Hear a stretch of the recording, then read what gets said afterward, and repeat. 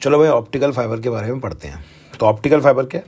So optical fibre is a flexible transparent fibre made of glass और plastic. ठीक है, so it is made of glass और plastic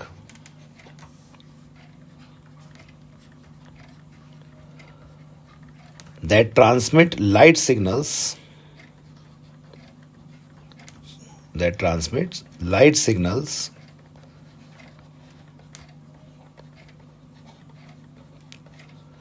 over long distance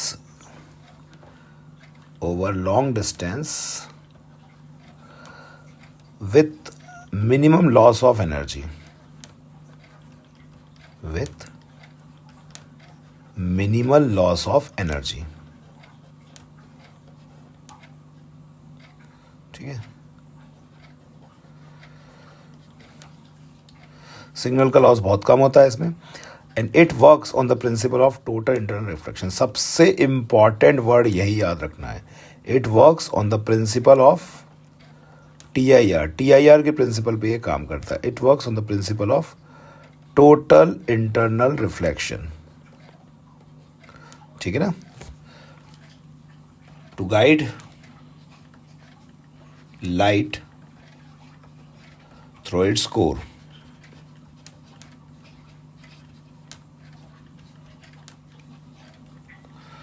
ठीक है, अब देखो तो ऑप्टिकल फाइबर का डिज़ाइन अगर हम देखें, ये प्रिंसिपल तो हमने देख लिया इसका कि किस प्रिंसिपल पे काम करता है ये।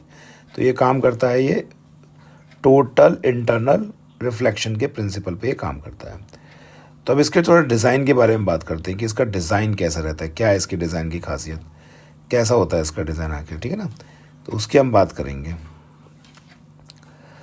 देखो तो ऑप्टिकल फाइबर में एक होता है कोर, दूसरा होता है क्लैडिंग। देखो अगर हम लोग एक ऑप्टिकल फाइबर बनाएं तो उसमें एक कोर होता है और एक क्लैडिंग होता है। अब कोर और क्लैडिंग होता क्या है, तो पहले तो हम बना लेते हैं इसको। एक कोर है हमारे पास और क्लैडिंग है। देखिए पहले तो हम ऑप्टिकल फाइबर पाइप जैसे स्ट्रक्चर बना लेते हैं हम लोग। और इस पाइप जैसे स्ट्रक्चर में सबसे पहले देखो, ये पाइप जैसे स्ट्रक्चर बना रहा हूँ मैं। इस पाइप जैसे स्ट्रक्चर में सबसे पहले हम क्या करते हैं, ये पाइप जैसे स्ट्रक्चर बना रहा हूँ मैं, ये देखो ये वाला ना जी, ये पाइप जैसे स्ट्रक्चर बना रहा हूँ मैं।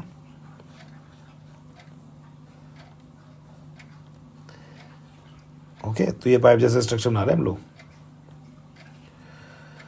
तो इसमें ना इस पाइप में दो लेयर होती हैं। तो एक तो अंदर की लेयर होती है कोर, ठीक है, जिसका रिफ्रैक्टिव इंडेक्स थोड़ा ज़्यादा होता है। तो सपोज इसका रिफ्रैक्टिव इंडेक्स हम 1.4 एज्यूम कर लेते हैं। इतने थोड़ा एक्चुअली 1.47 1.46 ऐसे होते हैं, तो हमने 1.4 ले लिया। और जो इसके आउटर एक लेयर होती है उसका रिफ्रैक्टिव इंडेक्स जो होता है ना, उसका रिफ्रैक्टिव इंडेक्स, एक और लेयर होगी आउटर में, इसके थोड़े आउटर में बना देते हैं हम एक और लेयर। और इस लेयर को हम बोलते हैं क्लैडिंग। याद रखिए क्लैडिंग। तो क्लैडिंग का जो रिफ्रैक्टिव इंडेक्स होता है, क्लैडिंग का रिफ्रैक्टिव इंडेक्स जो होता है वो हमारा क्लैडिंग, ये देखिए क्लैडिंग बनाने जा रहा हूँ मैं। क्लैडिंग ये बाहर होता है, कोर के बाहर होता है ना। कोर देखो अंदर, ये इसका मटेरियल तो कोर का बना होता है, लेकिन जो बाहर है, इसके बाहर मैंने बताया ना, ये लाइट को गाइड करता है थ्रू इट्स कोर से थ्रू गाइड करता है। अंदर कोर से बना है ना ये, लेकिन इसके ऊपर भी एक लेयर होती है। इसके ऊपर भी एक लेयर है, और वो जो ऊपर वाली लेयर है, इसके ऊपर जो लेयर है वो होगी क्लैडिंग, उसको हम क्लैडिंग कहते हैं। ठीक है, ये यहाँ पर, ये देखो यहाँ पर ये लेयर है जो, इसको हम लोग क्लैडिंग बोलते हैं। और इसका रिफ्रैक्टिव इंडेक्स जो है वो 1.3 मान लेते हैं। एक्चुअली वैसे होता नहीं है इतना डिफरेंस, बहुत छोटा डिफरेंस होता है। अगर कोर का रिफ्रैक्टिव इंडेक्स 1.47 है तो कई बार क्लैडिंग का रिफ्रैक्टिव इंडेक्स 1.46 ही हो जाता है। ठीक, तो पहले तो कोर होता है, सेंट्रल पार्ट है कोर, फिर एक क्लैडिंग है, और फिर उसके ऊपर भी जैसे कोर है, फिर उसके बाद क्लैडिंग होगी यहाँ पर। और फिर क्लैडिंग के बाद भी यहाँ पर एक और लेयर होगी जो कि इसकी बफर लेयर होगी, कोटिंग होगी इसकी ना, कोटिंग प्रोटेक्टिव शीट होगी इसकी। बफर लेयर बोल लो, कोटिंग बोल लो, प्रोटेक्टिव शीट बोल लो। ठीक है ना। अब तो डिज़ाइन क्या है इसका, सबसे पहले तो कोर है। So core is the central central part of high refractive index, ठीक है ना, हाई रिफ्रैक्टिव इंडेक्स, एंड इसका डायमीटर ही डिटरमाइन करता है कि मोड ऑफ ट्रांसमिशन क्या होगा। ये हमें नहीं याद रखना, सिंगल मोड या मल्टी मोड ट्रांसमिशन होते हैं। तो सेंट्रल पार्ट जो होता है of high refractive index where light propagates, जहाँ पे लाइट प्रोपेगेट्स कर सकती है, ठीक है। और जो दूसरी लेयर होती है इसकी, दूसरी लेयर को हम लोग बोलते हैं क्लैडिंग, ठीक है ना, क्लैडिंग। तो सेकेंड लेयर के बारे में बात करते हैं। सेकेंड लेयर कहलाती है क्लैडिंग। तो कोर तो ज़्यादा रिफ्रैक्टिव इंडेक्स वाला होता है और क्लैडिंग जो होता है उसका रिफ्रैक्टिव इंडेक्स कम होता है। So it is outer layer, so it is outer layer, ये आउटर लेयर है, बाहर की लेयर है, तो इसका रिफ्रैक्टिव इंडेक्स कम होता है ना, ऑफ लोअर रिफ्रैक्टिव इंडेक्स। और इसी की वजह से ना, इसी की वजह से इंश्योर हो पाता है कि अभी हम TIR कराएंगे और TIR होने के बाद इसी की वजह से इंश्योर हो पाता है कि लाइट ट्रांसमिट करके आगे जाएगी। तो यहाँ इसका डिज़ाइन अच्छी तरह याद रखें। It is the outer layer of lower refractive index with in the core. थोड़ा पाइप के बाहर ऐसा लग रहा होगा, लेकिन कोर के अंदर पाइप में ही है सब कुछ, एक ही पाइप में सब कुछ है। और तीसरी लेयर होती है बफर, जो हमारी कोटिंग है, वो जो प्रोटेक्टिव शीट है वो। सो ये प्रोटेक्टिव लेयर होती है, ये प्लास्टिक या किसी भी और मटेरियल की बनी हो सकती है। तो ये क्या प्रोवाइड करती है? It provide the mechanical strength, है ना, ये ताकत देती है ऑप्टिकल फाइबर को। नहीं ऑप्टिकल फाइबर लचीला हो जाएगा, ख़राब हो जाएगा, टूट जाएगा, ये मैकेनिकल स्ट्रेंथ प्रोवाइड करती है। और साथ में प्रोटेक्ट फ्रॉम इन्वायरमेंटल डैमेज, ठीक है ना, it protect from environmental damage. तो ये इन 2-3 चीज़ों की मतलब से बना है हमारा ऑप्टिकल फाइबर। अब अगर हम बात करते हैं यूज़ केस की, बात करते हैं ऑप्टिकल फाइबर की, तो यूजेस कहाँ कहाँ होते हैं इसके? तो टेलीकम्युनिकेशन में यूज़ होता है, मेडिकल एप्लीकेशंस में यूज़ होता है, टेलीकम्युनिकेशन में, हाई स्पीड इंटरनेट में, टेलीफोन वगैरह में यूज़ करते हैं हम लोग इसको, केबल टीवी ट्रांसमिशन में भी यूज़ करते हैं। तो टेलीकम्युनिकेशन में सबसे ज़्यादा अभी हम आजकल यूज़ कर रहे हैं इसको। मैंने आपको जैसे बताया जियो का जो ऑप्टिकल फाइबर आया हुआ है सबके घरों में लगा है, तो वो यही है, ठीक है ना। इसके अलावा मेडिकल एप्लीकेशंस में यूज़ करते हैं, जैसे एंडोस्कोपी में यूज़ करते हैं हम लोग, या लेज़र सर्जरी में भी यूज़ करते हैं। भाई लेज़र सर्जरी होती है जो बिना चीड़ फाड़ वाली सर्जरी, उसमें एंडोस्कोपी का और लेज़र सर्जरी दोनों में इसको यूज़ करते हैं। इसके अलावा कंप्यूटर के नेटवर्क का बिल्कुल बैकबोन है, ये मान लीजिए आप लैन वैन जितने आपने सुने होंगे, ये सब यही ऑप्टिकल फाइबर्स के बने हुए हैं भाई। और इसके अलावा डिफेंस में यूज़ करते हैं, सिक्योर कम्युनिकेशंस में, इंडस्ट्रियल यूजेस भी हैं, सेंसर्स में, स्पेक्ट्रोस्कोपी में। तो इसके कई सारे यूज़ हैं, तो इसके यूज़ पढ़ने हैं। अब एक मेन चीज़ क्या है ना, इसमें NCERT में एक फार्मूला भी इसमें गिवन है, तो उसके बारे में भी हम थोड़ा पढ़ लेते हैं। तो ये तो हमने देखा ऑप्टिकल फाइबर क्या है, डिज़ाइन क्या है, कोर एंड क्लैडिंग के बारे में हमने देख लेते हैं हम लोग। और उसके बाद अब हम लोगों को देखना है इसमें थर्ड चीज़, एक टर्म आएगी एंगल ऑफ एक्सेप्टेंस। ये इंपॉर्टेंट है ना, थोड़ा देख ले इसको, बहुत अच्छी तरह देख ले। एंगल ऑफ एक्सेप्टेंस, इसका केस बेस वाले क्वेश्चन बहुत आते थे पहले, और देखते हैं अब आ सकता है कि नहीं आ सकता, आने को कुछ भी आ सकता है। तो एंगल ऑफ एक्सेप्टेंस के बारे में हम देखते हैं। तो देखिए क्या है, मैंने आपको बताया कि ऑप्टिकल फाइबर होता है हमारे पास, ठीक है। थोड़ा डिज़ाइन बड़ा बना लेते हैं हम लोग ना, डायग्राम बड़ा बना लेते हैं समझने के लिए ना, समझ रहे हैं हम लोग, तो डायग्राम बड़ा ही होना चाहिए। तो यहाँ पे हम लोग क्या करते हैं कि ऑप्टिकल फाइबर हमने ले लिया, ठीक है। अब मैंने आपको ऑप्टिकल फाइबर में क्या बताया कि ऑप्टिकल फाइबर में एक कोर होता है, क्लैडिंग होता है। तो मैं थोड़ा सा डिज़ाइन बना दूँ इसको। तो यहाँ पर मैं ऑप्टिकल फाइबर बना रहा हूँ, और अभी मैंने ऑप्टिकल फाइबर में आपको डिज़ाइन में क्या बताया कि एक कोर होता है, एक क्लैडिंग होता है, ठीक है, और बाहर एक प्रोटेक्टिव लेयर होती है। मैं प्रोटेक्टिव लेयर को तो बस यहाँ लिख देता हूँ, प्रोटेक्टिव लेयर, और आपको कोर एंड क्लैडिंग शो कर देता हूँ। तो सपोज़ यहाँ पर हम 2 पार्ट्स में इसको बांट देते हैं। ये वाली जो लाइन है, ये वाली लाइन जो मैं बनाने जा रहा हूँ, ये वाली लाइन तो अपनी यहाँ से ऊपर की हमने बना दी क्लैडिंग, ये क्लैडिंग। और क्लैडिंग का रिफ्रैक्टिव इंडेक्स थोड़ा सा कम होता है, तो इसके रिफ्रैक्टिव इंडेक्स को मैंने नाम दे दिया N2, है ना, N2। ये लोअर रिफ्रैक्टिव इंडेक्स होगा। और जो कोर का रिफ्रैक्टिव इंडेक्स होता है वो थोड़ा ज़्यादा होता है। तो ये कोर के रिफ्रैक्टिव इंडेक्स की चर्चा कर लेते हैं। ये कोर का रिफ्रैक्टिव इंडेक्स होगा, ये थोड़ा ज़्यादा होगा। तो कोर का रिफ्रैक्टिव इंडेक्स ये थोड़ा ज़्यादा होगा। तो देखिए आपको याद रखना है कि N1 जो होगा ना डेंसर होगा, और N2 जो है ना वो रेयर होगा, बाहर वाला मीडियम थोड़ा रेयर होगा। अब क्या होगा, लाइट इसके अंदर एंटर करेगी, लाइट इसके अंदर एंटर करेगी। जैसे मान लो यहाँ से एंटर करी लाइट, ठीक है ना। अब किसी ना किसी एंगल पे तो एंटर करेगी लाइट। तो इसका जैसे अभी रेयर मीडियम से एंटर कर रही है, एयर से एंटर कर रही है, बाहर अंदर जा रही है। तो इसका थोड़ा सा रिफ्रैक्शन हो जाएगा ना, यहाँ पे जब एंट्री कर रही होगी इस जगह पे, इस जगह से, तो यहाँ थोड़ा रिफ्रैक्शन हो जाएगा, ये अवे फ्रॉम द नॉर्मल चली जाएगी। तो ये थोड़ा सा, sorry, towards the normal, not away from the normal, towards the normal, थोड़ी गलती होगी बोलने में, टुवर्ड्स द नॉर्मल चली जाएगी। तो ये टुवर्ड्स द नॉर्मल चली गई, डेंसर मीडियम है ना कोर, इसलिए। तो इसको मैंने बोल दिया एंगल ऑफ इंसिडेंस, ठीक है, इसको मैंने एंगल ऑफ इंसिडेंस बोल दिया, और ये हमारा एंगल ऑफ रिफ्रैक्शन हो गया, ठीक है ना। ये एंट्री एंगल है, जिस एंगल से एंटर करिए, ये एंट्री एंगल है। अब लाइट जब यहाँ जाएगी तो इसका TIR होना चाहिए ना, TIR जब लाइट का होगा तभी इस तरीके से ये ऐसे आएगी, ऐसे नीचे आएगी, फिर इधर जाएगी, इस तरह से इसका TIR होगा। इसी पे तो काम करता है ऑप्टिकल फाइबर कि इसका TIR हो जाए, ठीक है। तो मान लो अभी TIR नहीं शुरू हुआ, अभी ग्रेजिंग हुई है, लाइट की ग्रेजिंग है ना, ग्रेजिंग सब समझते होगे क्या होता है ग्रेजिंग। ग्रेजिंग मतलब ऐसे सरफेस से होके जा रही है, ऐसे सरफेस से होके जा रही है। तो सपोज यहाँ पे ग्रेजिंग होनी स्टार्ट हुई है, अभी ग्रेजिंग हुई है, अभी ग्रेजिंग, ठीक है, ग्रेजिंग हुई है। मैं थोड़ा इसको किसी और पेन से बनाते हैं, पर ग्रेजिंग हुई है, सपोज ये ऐसे जा रही है लाइट रे, तो ये ग्रेजिंग हुई है। तो यहाँ पर नॉर्मल अगर हम ड्रॉ करें, ये नॉर्मल हमने ड्रॉ कर दिया, ये नॉर्मल हम ड्रॉ कर रहे हैं यहाँ पे, ये हमने नॉर्मल ड्रॉ कर दिया यहाँ पर।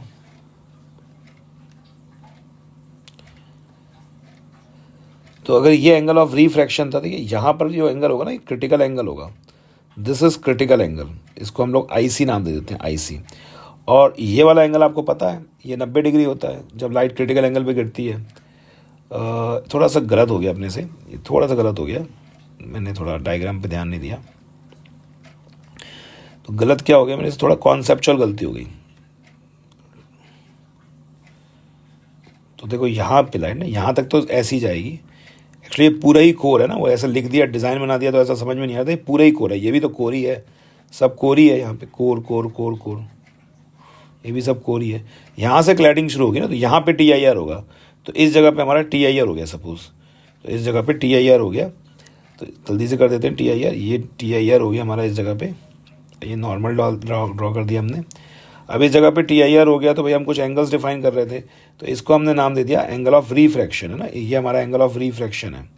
ये सपोज हमारा एंगल ऑफ, क्या बोल रहा हूँ मैं, क्रिटिकल एंगल है, ये क्रिटिकल एंगल, ये सपोज क्रिटिकल एंगल है, ठीक है, ये क्रिटिकल एंगल है।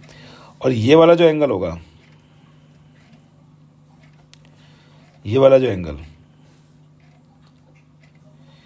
ये हो जाएगा 90 डिग्री, ठीक है ना, ये वाला एंगल 90 डिग्री हो जाएगा, ठीक है। तो ये क्रिटिकल एंगल है, और इसको आगे एक्सटेंड करोगे तो ये एंगल अपना कितना हो जाएगा, ये एंगल अपना हो जाएगा 90 डिग्री, ठीक है। ये समझ में आ रहा है ये 90 डिग्री क्यों हुआ, ठीक है।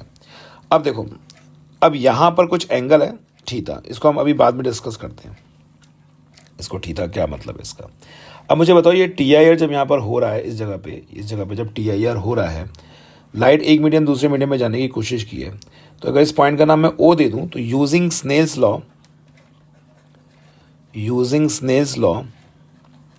एट O पे अगर हम लोग स्नेल्स लॉ अप्लाई करें तो क्या हो जाएगा, साइन IC कैसे अप्लाई करते हैं स्नेल्स लॉ, जिस मीडियम में है उसका साइन IC और उसी का रिफ्रैक्टिव इंडेक्स इक्वल्स टू क्या हो जाएगा, साइन 90 और दूसरे मीडियम का रिफ्रैक्टिव इंडेक्स यानी कि N2, ठीक है ना। तो sine IC into N1 equals to N2, क्योंकि साइन 90 तो 1 होता है, तो ये sine IC equals to this आ गया, ठीक है। अभी 1 मिनट के लिए इसको इक्वेशन 1 बना लेते हैं, sine IC equals to this, ठीक।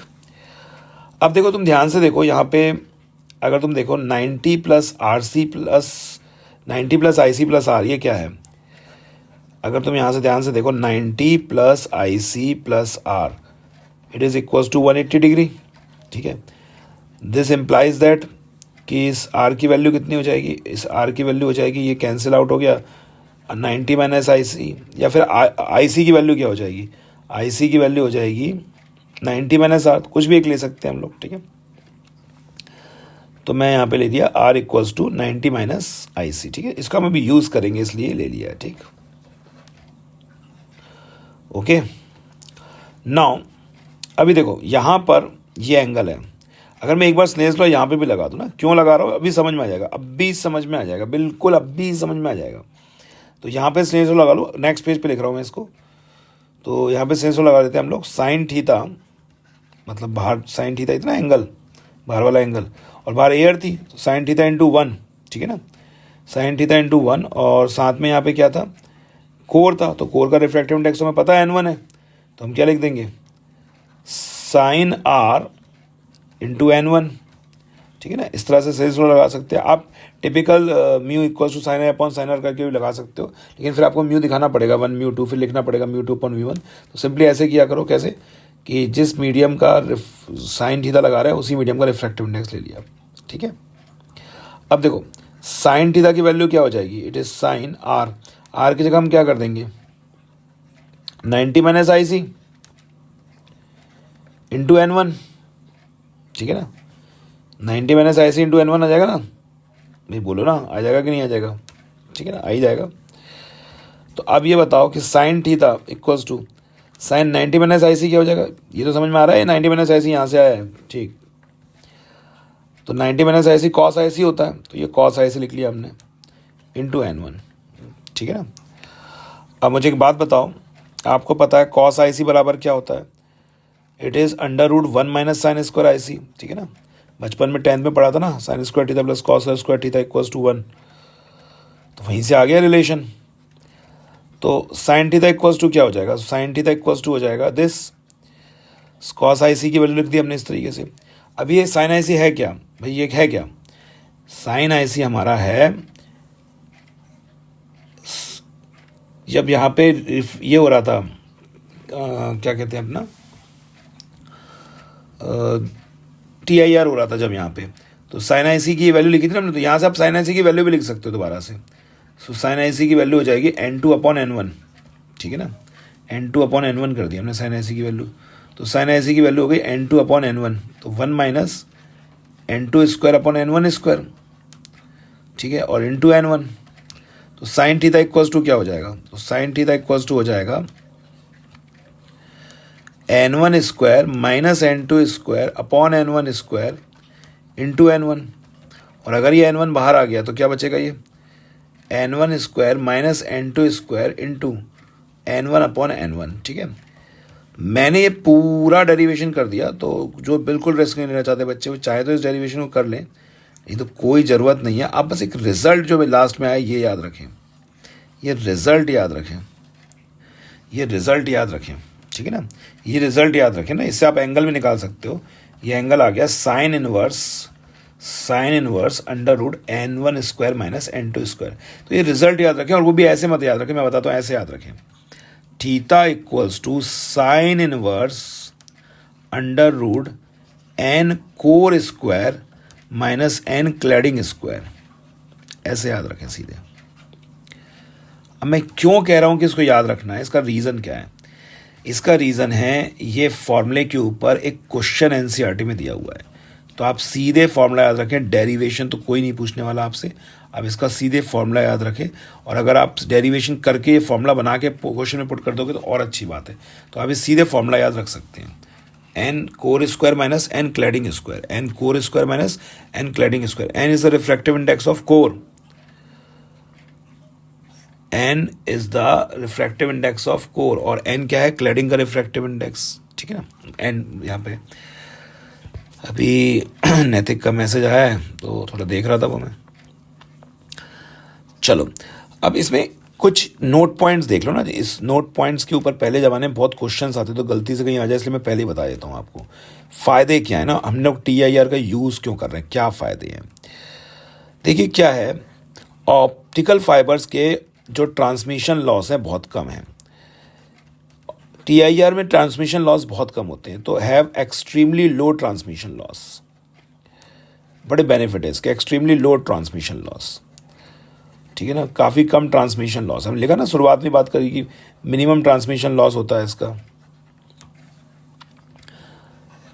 सेकंड, ऑप्टिकल फाइबर्स जो है वो होमोजीनियस कोर होता है इनका, ये याद रखना ना, optical fibre as homogeneous core, इसका जो कोर रखना पड़ता है होमोजीनियस रखना पड़ता है, होमोजीनियस कोर, बिल्कुल एक सा एक जैसा होना चाहिए, कहीं पे भी रिफ्रैक्टिव इंडेक्स में चेंज नहीं होना चाहिए, होमोजीनियस कोर। लेकिन ग्रेडेड रिफ्रैक्टिव इंडेक्स है, कोर का अलग है और क्लैडिंग का अलग है ना, तो ये याद रखेंगे ये बातें, ग्रेडेड रिफ्रैक्टिव इंडेक्स। कोर का अलग हो जाएगा, क्लैडिंग का अलग हो जाएगा। अच्छा, ऑप्टिकल फाइबर में आप ये याद रखना कि ऑप्टिकल फाइबर जो है, ऑप्टिकल फाइबर के हम बारे में बात कर रहे हैं। ऑप्टिकल फाइबर के बारे में पहले तो देखो क्या एक्सट्रीमली लो ट्रांसमिशन लॉस है, ट्रांसमिशन लॉस बहुत कम है इसमें, ठीक है ना। ट्रांसमिशन लॉस इसमें बहुत कम है, बहुत बहुत बहुत कम है, ठीक है, ठीक है, इसमें ट्रांसमिशन लॉस बहुत कम है। दूसरा क्या है, होमोजीनियस कोर रखना पड़ता है इसका। कोर कैसे रखना पड़ता है इसका, बिल्कुल होमोजीनियस रखना पड़ता है अपने को, ठीक है ना। अच्छा, ऑप्टिकल फाइबर में इलेक्ट्रोमैग्नेटिक इंटरफेरेंस एक कॉमन नॉइज होता है। याद रखेंगे, electromagnetic interference is a common noise. Electromagnetic interference is a common noise.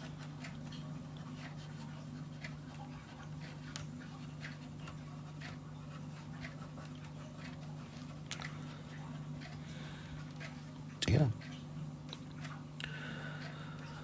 Okay, तो इट्स अ कॉमन नॉइस। चलिए अब इसमें एक बात हम लोग और देखते हैं। इसके ऊपर एक क्वेश्चन है एनसीईआरटी में, तो हम पहले उसी को देख लेते हैं, ठीक है। पहले हम उसी को देख लेते हैं, उस क्वेश्चन है उसको देख लेते हैं, फिर एक दो क्वेश्चन और देख लेंगे हम लोग। तो एनसीईआरटी में जो क्वेश्चन है इसका, उस क्वेश्चन में क्या दिया गया, ऐसे एक पाइप बनाया गया है ऑप्टिकल फाइबर का। ऑप्टिकल फाइबर का एक पाइप बनाया गया है, ऐसे ऐसे दिख रहा है आपको। ये तो आपको याद ही हो गया होगा, कोर होता है, क्लैडिंग होता है, ये तो याद हो जाना चाहिए, ठीक है। तो उसमें ऐसे एक पाइप बनाया गया और इस तरीके से कोर और क्लैडिंग दी गई है। पाइप का ऐसे क्रॉस सेक्शन हिस्सा भी नहीं दिखाया, तो मैं दिखा रहा हूं आपको। अब इसमें यह बोला गया है, एक लाइट पाइप है, वो ग्लास फाइबर का बना है, रिफ्रैक्टिव इंडेक्स 1.68 है। तो कोर का एक तरह से आपको रिफ्रैक्टिव इंडेक्स दे दिया क्या, 1.68, और जो बाहर वाली है, जो मतलब जो कवरिंग है उसकी, उसका रिफ्रैक्टिव इंडेक्स 1.44 दे दिया है, ठीक है। तो what is the range of angle, ठीक है। अब वो बात आई, मैं तो बताना ही भूल गया, what is the range of angle. मैंने हम लोग निकाल के रहते थे देर से, बहुत देर से एक्चुअली, हम इसके बहुत देर से एंगल ऑफ एक्सेप्टेंस निकाल रहे थे, हेडिंग डाल के रह गए हम लोग, है ना, एंगल ऑफ एक्सेप्टेंस। देखो क्या है, ये जो एंगल है ना, ये एंगल ऑफ एक्सेप्टेंस है। इसका मतलब क्या है एंगल ऑफ एक्सेप्टेंस का, तो एंगल ऑफ एक्सेप्टेंस वो मैक्सिमम एंगल है, वो मैक्सिमम एंगल है जिससे अगर लाइट एंटर करेगी फाइबर के अंदर तो उसके अंदर टोटल इंटरनल रिफ्लेक्शन होते रहेंगे, ठीक है ना, टोटल इंटरनल रिफ्लेक्शन होते रहेंगे, ठीक है ना। अगर इससे ज़्यादा एंगल से लाइट एंटर करेगी तो फिर इसके अंदर टोटल इंटरनल रिफ्लेक्शन नहीं होगा। तो ये मैक्सिमम एंगल है up to which the total internal reflection can occur. तो पहले इसको डिफाइन कर देता हूँ, उसके बाद हम लोग इसको आगे पढ़ते हैं, देखते हैं चीज़ों को। तो it is maximum angle, it is maximum angle at which light can enter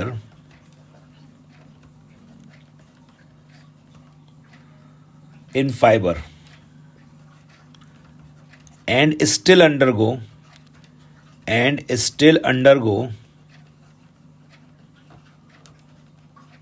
total internal reflection,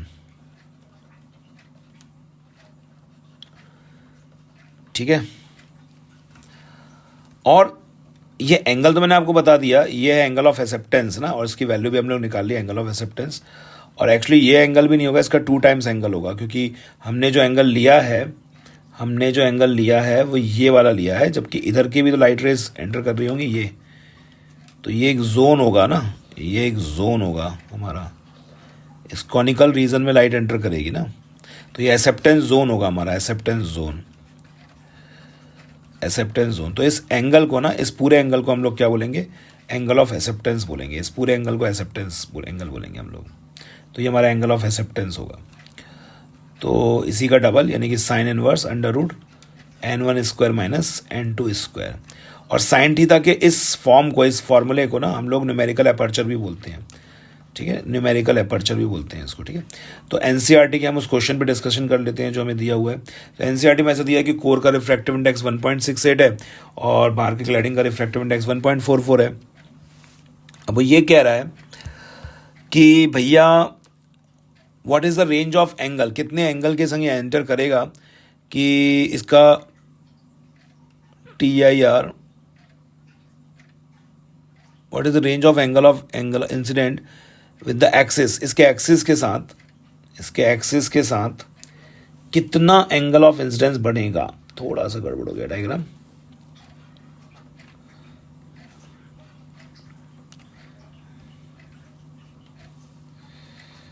ठीक है, बहुत लंबा वीडियो हो गया, आप 2x पे ही देखें इसको, नहीं टाइम वेस्ट होगा थोड़ा सा, फिर भी मैं क्वेश्चन डिस्कस कर रहा हूँ। तो ये कितने एंगल के संग एंटर करेगा जिससे इसका TIR हो जाए, ठीक है ना। तो अगर इसने इससे ज़्यादा एंगल्स एंटर किया तो यहाँ का भी एंगल ज़्यादा हो जाएगा, फिर सारे एंगल्स ज़्यादा हो जाएंगे, मतलब ये एंगल कम हो जाएगा, फिर यहाँ का एंगल ज़्यादा हो जाएगा, जिससे TIR होने के चांसेस कम हो जाएंगे, क्योंकि TIR तो क्रिटिकल एंगल पे ही होता है। तो हमें क्या निकालना है, ये निकालना है एंगल, ये वाला एंगल निकालना है। तो मैंने आपको बताया था कितना होता है एंगल निकालने का formula, sine inverse √n1² - n2²। अब बात यह है कि आप इस साइन इनवर्स की वैल्यू ही नहीं निकाल पाओगे, मतलब ये वाला फॉर्मूले में आप यहाँ वैल्यूज ऐसे पुट कर लोगे, और मेरे पास यहाँ पे फॉर्मूले की मैंने आंसर लिख रखा है पहले से, तो मैं बता दूंगा कि ये कितना आएगा, लेकिन ऐसे पॉसिबल नहीं है ऐसे निकाल पाना वैल्यूज़, है ना, ऐसे हाथ से मतलब इतना कोई ताकतवर नहीं होता कि निकाल ले। वैसे इसका जो आंसर लास्ट आंसर आ रहा है हम वो निकाल लेते हैं। तो वो आंसर आ रहा है 60 डिग्री के आसपास, 59 डिग्री के आसपास आ रहा है, यानी कि 0 से लेकिन 59 डिग्री की रेंज तक यहाँ पे एंगल ऑफ एक्सेप्टेंस है ना। इसी क्वेश्चन में एक सेकंड पार्ट भी बोला है कि अगर मान लो आउटर कवरिंग हो ही ना, यहाँ पे आउटर कवरिंग ना हो, नो आउटर कवरिंग ना हो, तो अब क्या होगा भाई, आउटर कवरिंग भी तो है, तो आउटर कवरिंग नहीं होगा तो क्या होगा, एयर का इंटरफेस हो, तो एयर के इंटरफेस से तो और बढ़िया बात है, TIR हो जाएगा, ठीक है ना। लेकिन दिक्कत क्या है कि यहाँ पर प्रॉब्लम क्या आ जाएगी ना, यहाँ प्रॉब्लम ये है कि एयर ना होने से ना, विथ नो एयर, या मतलब एयर क्लैडिंग वाली भी हम बनाते हैं, लेकिन यहाँ पे सिर्फ एयर है, बीच आउटर कवरिंग नहीं है, तो फिर ये डैमेज हो जाएगा ना, ये ऑप्टिकल फाइबर डैमेज होने के चांसेस हैं। तो ये एक क्वेश्चन एनसीईआरटी में दिया हुआ है, तो आपको ये फॉर्मूले के बेसिस पे आप निकाल सकते हो, ठीक है ना। अब हम लोग बात करते हैं एक और क्वेश्चन की, कुछ नया क्वेश्चन भी देख लें कि जो आने के चांसेस हो, तो फिर कुछ तो हमें नया मिल जाए। तो एक क्वेश्चन आया था बहुत पहले, IITs का क्वेश्चन है कि इस तरीके से एक रॉड, फिर वही ट्रांसपेरेंट रॉड बनी हुई थी इस तरीके से, और यहाँ पर इसका रिफ्रैक्टिव इंडेक्स हमें गिवन था ना, इसका रिफ्रैक्टिव इंडेक्स था 2/√3, और ऐसे लाइट आ रही थी, और इसके आसपास एयर थी, और मिड पॉइंट से एंटर करती थी, और ये इस तरीके से ग्रेस करके निकल जाती थी। तो यहाँ पे आपको बताना होता था कि इंसिडेंट एंगल कितना है, तो आप डायरेक्ट फॉर्मूले में वैल्यू पुट कर सकते हो, साइन इनवर्स √n1² - n2², ये एयर क्लैडिंग हो गया, मतलब एयर ही यहाँ क्लैडिंग का काम कर रही है। तो साइन इनवर्स यहाँ पे कितना हो जाएगा अभी बताएं, 2/√3 का स्क्वायर 4/3 हो जाएगा, और -1 बाहर का रिफ्रैक्टिव इंडेक्स तो 1 ही होगा एयर का, so it is sine inverse, ये हो जाएगा 1/√3, ठीक है ना। तो ये इसका ऑप्शन था, मतलब ऑप्शन में दिया था क्वेश्चन, तो यही आंसर था इसका। So theta equals to sine inverse 1/√3, ठीक है। तो अगर आपको फॉर्मूला याद है तो आप तुरंत कर सकते हो इस क्वेश्चन को। तो ये क्वेश्चन IITs में आ चुका है पहले एक बार, तो भी मैंने डिस्कस कर लिया कि कभी आ जाए तो दोबारा आप कर लो इसको, ठीक है ना। एक क्वेश्चन और देखते हैं इसका, तो एक क्वेश्चन और है इसका हमारे पास, फिर से एक ऐसे ही क्वेश्चन है कि हमारे पास एक लाइट दी है, वो एंटर कर रही है किसी एंगल ऑफ इंसिडेंस पे ट्रांसपेरेंट मीडियम में, जिसका रिफ्रैक्टिव इंडेक्स n है। तो ये पूछा गया है for what value of refractive index of the material of the rod the light once enter into it, एक बार इसके अंदर एंटर कर जाए light, for what value of the refractive index, material का रिफ्रैक्टिव इंडेक्स क्या हो कि लाइट एक बार इसके अंदर एंटर कर जाए, थोड़ी ऐसे, and can not leave it's incidence face, और इसके इंसिडेंस फेस को लीव ही ना करे, चाहे कुछ भी एंगल ऑफ इंसिडेंस बना रहे, ये इसके फेस को क्या ना करे, लीव ही ना करे, ठीक है ना। तो कैसे करेंगे इसको, तो भाई साइन थीटा, साइन थीटा का फॉर्मूला आपको मैंने बताया अभी, अंडर रूट कितना n2 स्क्वायर और n1 स्क्वायर, वो n2 की वैल्यू पूछ रहा है, ठीक है। तो आपसे वो जानना चाह रहा है कि n2 की वैल्यू क्या है। तो बताओ, एक ऑप्शन बताओ, मैं आपको हिंट दे देता हूँ, ये क्वेश्चन आप खुद ही ट्राई कर लेना। तो मैं हिंट दे देता हूँ, इसको साइन स्क्वायर थीटा कर दो, ये कितना आ जाएगा, n2 square minus n1 square. अब आपको ये निकालना है, ये 1 है, तो sine square theta equals to कितना हो जाएगा, n2 स्क्वायर माइनस 1, ठीक है ना। तो अब यहाँ पर अगर अपन वैल्यूज पुट कर दें यहाँ पे, तो ये हो जाएगा 1 plus sign square theta n2 square, ठीक है।